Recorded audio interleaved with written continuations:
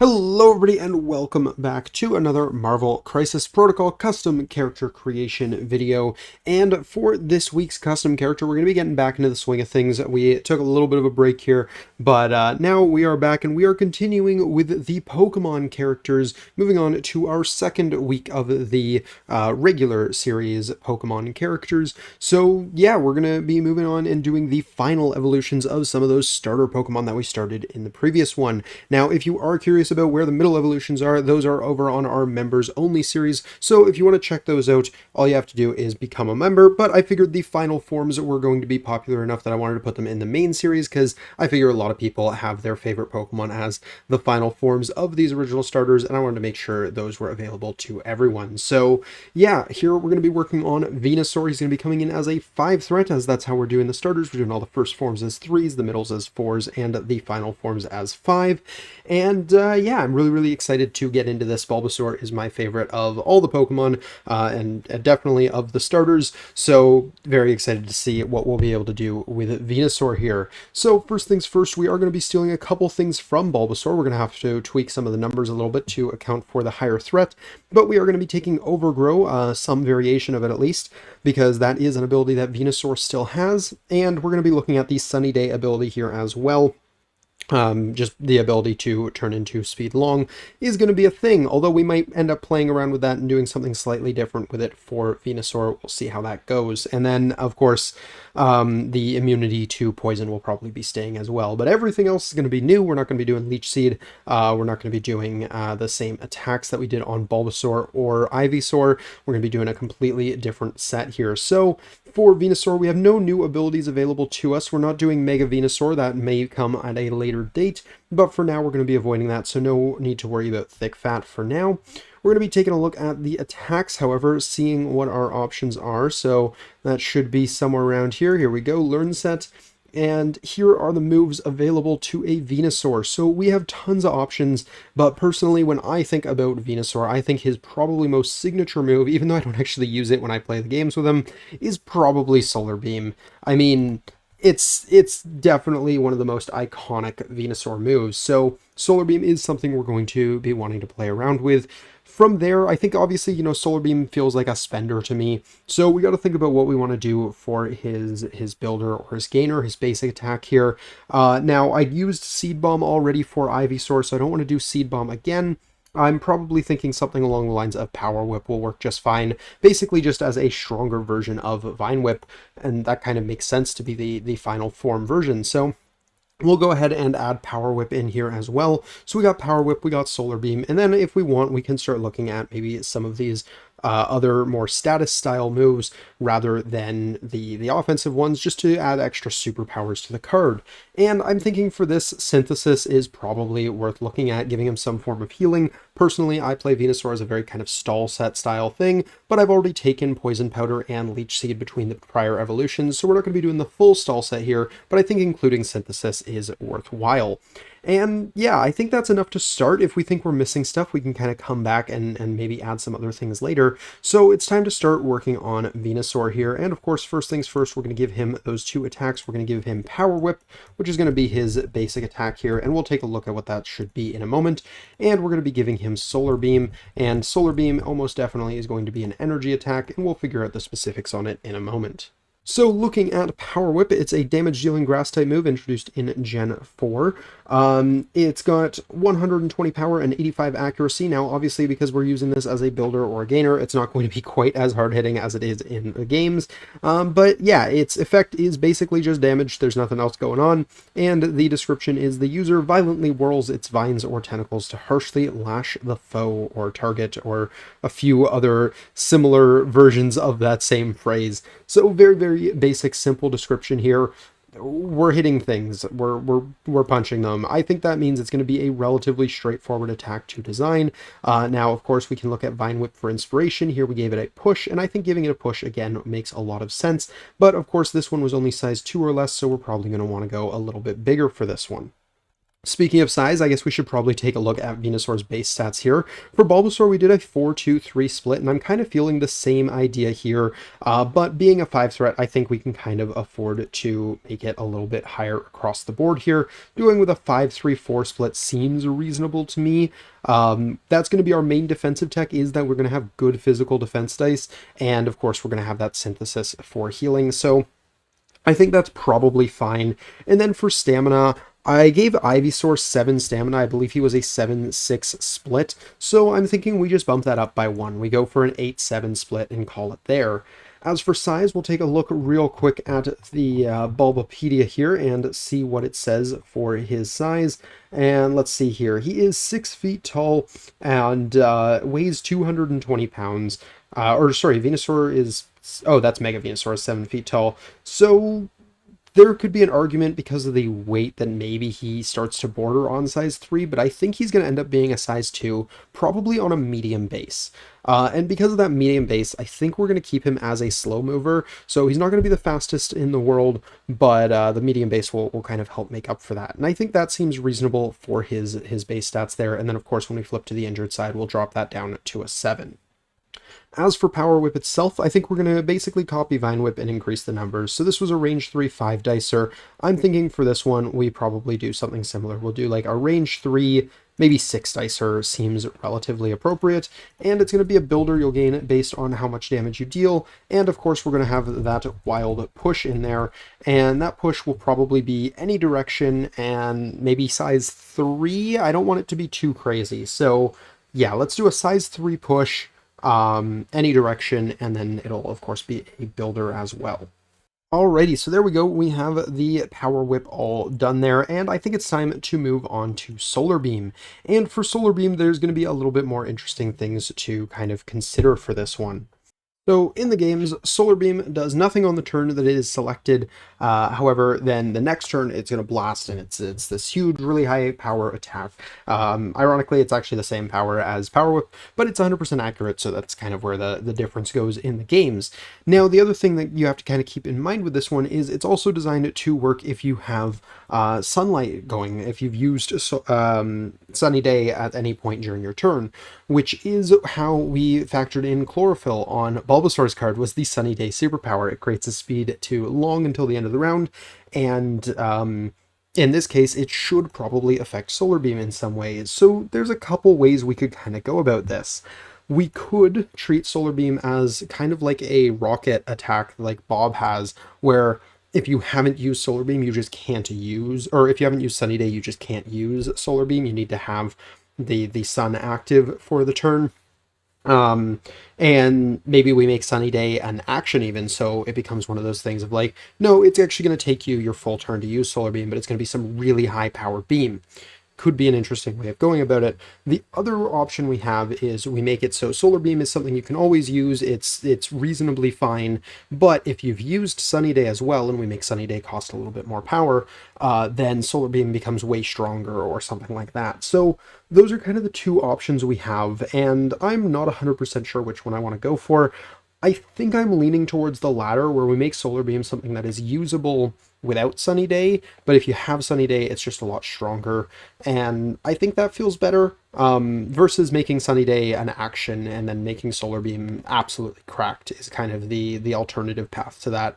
So yeah, I think we're going to go with something a little bit more reasonable for Solar Beam here. So we're going to go ahead and make it a Beam 4, I think is what we're going to go for, and we'll make it, let's say a 7 dicer for, I'm going to do 3 power. I don't think his power generation is going to be anything crazy, so that seems fine. Maybe a Beam 3.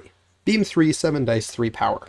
That seems reasonable to me, and of course we should probably give it some sort of condition. I think Solar Beam actually might make sense to have something along the lines of like a Wild Incinerate or something like that. That could kind of be cool, and I don't know, I feel like it should have something else. I just don't know what that is. All right, thinking on it a little more, I think Incinerate is fine to be the only thing on here because we are going to be giving it a few extra things in the form of that Sunny Day superpower there. So let's go ahead and figure out what we want to do with Sunny Day this time. So of course, it's still going to make his speed long just like it did for Bulbasaur, but I think we're also going to add something where the next Solar Beam attack he uses is increasing its range, I think, to beam 4, and we're going to add, I want to say 2 or 3 dice to it. And with all those things combined, I think that makes it reasonable to make this cost 3 power, I think is probably fair. It's not going to take an action, but if you want to take advantage of the long speed, you're going to be using a move action anyways, and then hopefully lining yourself up for a really, really powerful beam, but you're only going to kind of get that one shot of it this turn. Theoretically, this would also allow you to use Sunny Day more than once in the turn to get 2 really good solar beams off, but then you get into the interesting part of if solar beam costs 3 and Sunny Day costs 3, you need some power generation in between there. So I think that's probably fine. So yeah, it's going to bump your speed to long, and next Solar Beam is going to do range 4 and still be a beam, and let's say plus 3 dice. I think that seems reasonable. That makes it effectively a 6-cost beam, but it's a 10 dice beam, and that's really, really good. So yeah, we're going to go ahead and word that out properly, and we'll jump right back. Alrighty, so there we have Sunny Day added in. So this character's speed becomes long. Oh, I didn't do that right. So this character's speed becomes long until the end of the round. Additionally, the next time this character makes a solar beam attack this turn, its range is increased to beam 4, and this character adds 3 dice to the attack rolls. I should say rolls because that is how that works. So yeah, I guess just the attack actually, not, you don't have to add rolls. That's how that works, I think. So yeah, that's going to be pretty solid. I think you're going to make it a beam for 10 dicer, throwing Incinerate on probably everyone you hit because 10 dicer odds to hit a wild are pretty good. And yeah, it's going to cost you 6 power, so it's definitely on the more expensive side, but it's also giving you that speed long if you want it. Yeah, I think all of that's pretty good. The other superpower we're going to have is going to be the Overgrow superpower, and this is going to be coming right off of Bulbasaur here, where while his character has a certain number of damage, it gets to reroll 2 dice during its attack rolls. Now, that's supposed to be a third of its health, so on 8 health, we could go for either 5 or 6 damage here. The other side is going to be 7, so I think I'm going to do 5 damage on him, which is going to make it really, really interesting. If you're going into Venusaur, you kind of have to take him out, otherwise he's going to be benefiting from Overgrow, and that's going to be kind of terrifying. Alrighty, so we've gone ahead and added Overgrow here. The other thing I'm going to add just before I forget about it is that immunity to poison, because turns out that just kind of makes sense for Venusaur to have. So we're going to go ahead and give him that immunity poison right there. From here, we only have one more thing we wanted to add to him originally, and that is going to be Synthesis. So this we're going to add as a superpower, and Synthesis restores your health. That's pretty straightforward. I think we're going to do kind of a standard transaction for health here. We'll do, let's say, a 3 cost that restores 3, I think is pretty reasonable. That seems good to me. So yeah, I'll go ahead and word that out, and we'll jump right back. Alrighty, so we've gone ahead and given him Synthesis, remove 3 damage from this character. The superpower may be used only once per turn. This is copied almost exactly from Groot, and it's just costing 1 more because I think it's probably a little bit more valuable on Venusaur than it is on Groot, especially since you can kind of benefit from that Overgrow during your turn and then Synthesis to heal. So yeah, I think that's probably fine as it is. At this point, the card is feeling a little empty, so I kind of want to re-examine the moves list and see if there's any other options that we can kind of give him that we haven't given to the others. Maybe something like Worry Seed could be kind of interesting. So I'll take a look at some of the options we have. We also have Growth, or maybe if we really want, we could throw in something like Growl or try to work in Petal Dance. So yeah, I'll take a look at what these are like and see if there's anything we want to add. Alrighty, so I was looking into Worry Seed, and it's a bit of a weird attack. It changes the target's ability to Insomnia, which basically just says they can't fall asleep, which in Pokemon sometimes is good to put on your opponent if they're using the Rest attack, which heals them up and puts them to sleep, but in MCP doesn't have the same type of application. So I started kind of thinking about how I would handle Rest when we eventually get to Pokemon that are going to want to use Rest in this series. And I was thinking that Rest probably staggers you to then fully heal you and maybe something else. So I was thinking if Stagger is kind of our equivalent to Sleep, then Worry Seed effectively would be making you immune to Stagger. So I thought that was kind of interesting and creates an interesting kind of support ability where maybe Venusaur has an ability, let's say it's a active superpower, and he can target anyone with this. So he could target an enemy if he really wanted, but ideally you're going to be targeting an ally most of the time, or even himself, and just removing the stagger condition from them. We'll make this cost 1, because most characters that are able to remove conditions kind of trivially like that are able to remove any condition, and it costs more than 1. So in this case, it's only 1 condition, but he can affect other, or it only costs 1 rather.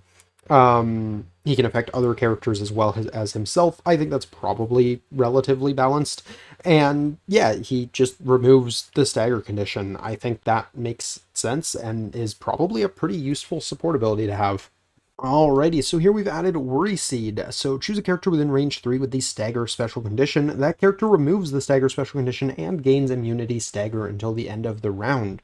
So you basically just give them the Insomnia condition, and I think that's actually really, really solid. That makes them a really interesting support piece into any teams throwing out staggers, and because it gives them immunity until the end of the round, they can't just reapply it and then, I don't know, daze Venusaur early next round, so you can't redo the Worry Seed.